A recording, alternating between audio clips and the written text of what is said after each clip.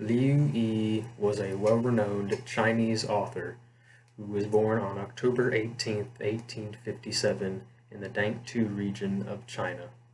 He was born with one brother and three sisters and spent a lot of his time growing up with his father, who was involved in the political area of China's politics.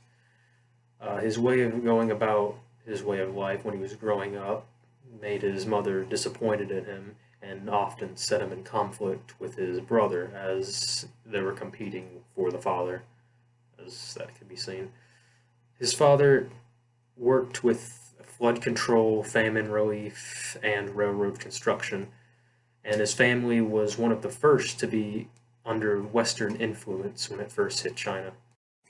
Since Liu Yi was the son of an individual who had a lot more power in the political side than most other people at China at that time, he was able to get more involved within certain conflicts, the most important of which, and major in his life, which reflected on his writing later on, was that of the Yellow River, or more concerning to the matter, the floods of the Yellow River. Growing up, Liu Yi was described as bright but undisciplined. As he got older, his focus went from political more towards writing, and he looked for a intellectual and more spiritual way of life. Liu Yi's works were viewed as sophisticated, but his genre was under illustrative fiction. His works were heavily inspired by classical Chinese writing, and since the time where he was doing all this was during the Qin Dynasty era, his works were heavily popular among the people at that time, since that's what they were primarily reading. Liu Yi had a different way of thinking compared to that of his peers. An example of this would be when the Chinese were fighting the Japanese, and he saw the main assault that the Chinese were focusing on as being a ploy from the main assault that was coming from the eastern side of China. Of course, he was ignored because of the politics at that time, and he wasn't seen as a major individual to be making those choices that were to be governed by major governments. But he was proven to be right, as the Japanese did attack from his side, and that's just one example of his exterior ways of thinking compared to the area around him at the time. Liu Yi invested most of his time in astrology, mathematics, river control, and music, but something he did on the side was a bit of archaeology. In the early 20th century, he discovered oracle bones that were direct proof from coming directly from the Shang dynasty. However, during the era of the Boxer Rebellion, which was when it was a large group of people were trying to overthrow the government to change it. Tensions were high, and Liu Yi was found selling rice or giving it away to the people who he saw needed it, which was a direct violation of the rules of the time. He was tried to be imprisoned, but he escaped. Usually, this wouldn't be punished as severely, but at the time of the Boxer Rebellion, tensions were extremely high, and he wasn't caught until later on, to where he was banished from the area and to a more remote part of China, eventually leading to Russia, but coming back later on. Liu Yi retired in Uru, China, or the place where he was banished until he died on August 23rd, 1909. Although at one point he did write a lot of stories, his most successful of which was, and well known, was The Travels of Leo Khan, which was a direct image of or reflection of his life on a fictional scale, but related to the main problems of China at the time.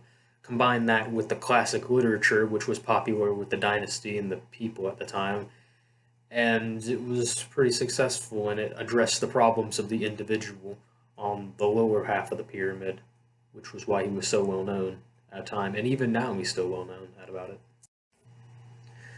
The Travels of Leo Khan is a book by Liu Yi and is largely an autobiography if you look both at the author's life and the book itself.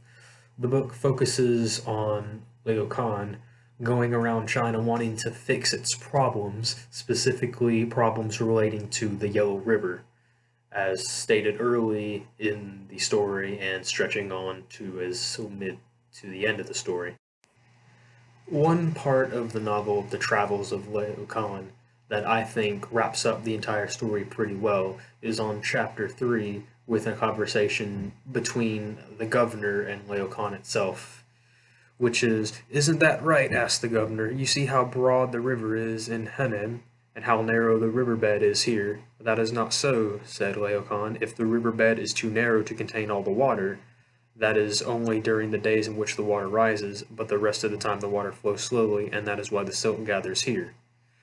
That alone can describe a lot of the interactions. A lot of Liu Yi's life was dedicated to the river control of the Yellow River because of the dangerous floods and the havoc that it wreaked on the economy of China. The main conflict within the Travels of Laocoon regarding the river is that the governor wanted it to be deepened, while Laocoon wanted the river's banks to be widened in the case of an overflow. And that's where a lot of the conflicts for the main basis of the story arose. Of course, in the book, it's a lot more easily dealt with than in what actually happened with Liu Yi's interactions with the Chinese government. Laocoon views China as a sinking ship, and the leaks of this ship are viewed as problems, those that Laocoon wants to fix. The Yellow River problem is a huge problem, or it was at the time as the floods wreaked havoc on China. But other problems such as famine and just local crime were also other areas that he wanted to reach out and try to fix. Liu Yi's book isn't really one to be related with poetry, or it isn't one with some kind of embedded meaning, but it's more of just a fictional autobiography.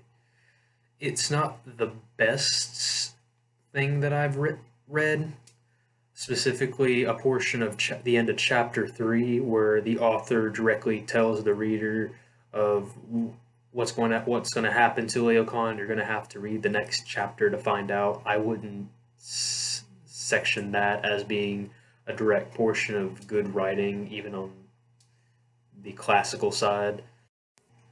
The majority of the text in the Travels of Laocoon isn't exactly that hard to read, and even though it doesn't emotionally grasp at the reader, it's really easy to follow, even if you're not a profound reader who reads all the time. There's no deepened meaning, there's no really hard to grasp subjects, and for being written in Chinese and translated to English, it's a really easy story to follow. It follows the writer who was used to be involved in China's politics, and it really addresses that issue.